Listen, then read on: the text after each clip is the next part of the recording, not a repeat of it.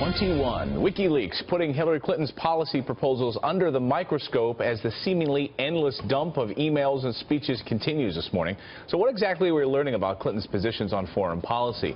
And what does it say about her ability to lead? Here to help us break it down for us this morning, U.S. Army veteran, Fox News contributor Pete Hegseth. Pete, great to see you this morning.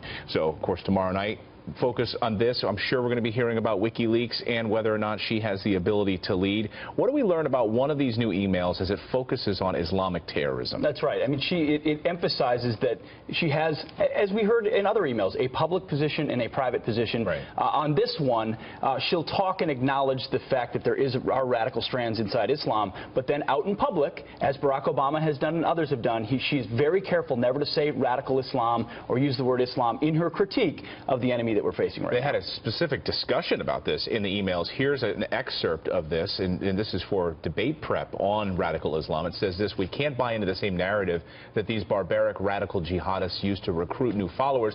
Declaring war on Islam or demonizing the Muslim American community is not only counter to our values, it plays right into the hands of terrorists. And I'll ask you, critics will say, well, this is no different really than the George W. Bush position, that we're not at war with Islam, we're at war with radical strains of Islam. What would you say? It's similar in the rhetoric in that you don't want to lump it all into Islam. Right. What George W. Bush and others acknowledge, however, is that inside the theology of radical Islam, inside the Quran and elsewhere, there are radical passages that truly do motivate, unfortunately, lots of Muslims to commit these acts.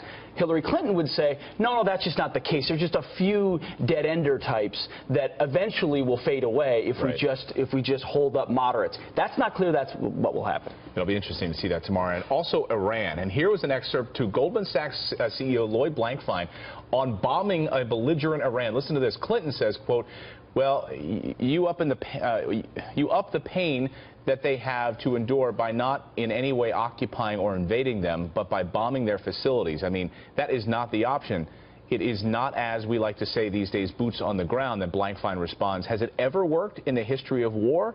And Clinton says no. What do you make of this exchange? What I make of this exchange is she's saying to an executive, I'm prepared to bomb Iran to prevent them from getting a nuclear bomb. She effectively says we do not have a strategy of containment, meaning containing their bomb. We will prevent them from having a bomb. Yet, she was a part of the architecture of the Iranian deal. So this is something Trump has been slamming her for. Worst deal in American history. Worst deal in American history. And the Hillary Clinton behind closed doors acknowledges it's a terrible deal because she wanted to prevent them from getting a nuclear bomb. It also is one other strand here is that people say sometimes Hillary Clinton is more hawkish than Barack Obama. But what you get with Hillary Clinton, what you see in these emails, and you see in places like Libya, is she's hawkish initially, bombing, and she talks about bombing, but the follow-through is not there. So you get the worst of both worlds. You get all of the intervention and none of the follow-through, which has led to chaos in places like Libya and Syria and elsewhere. I guarantee you that Iran quote will come up tomorrow night at the debate. Yeah. All right, Pete, great to see you this morning. You'll be out in Vegas, and we'll be tracking it all right here. Thanks, Pete.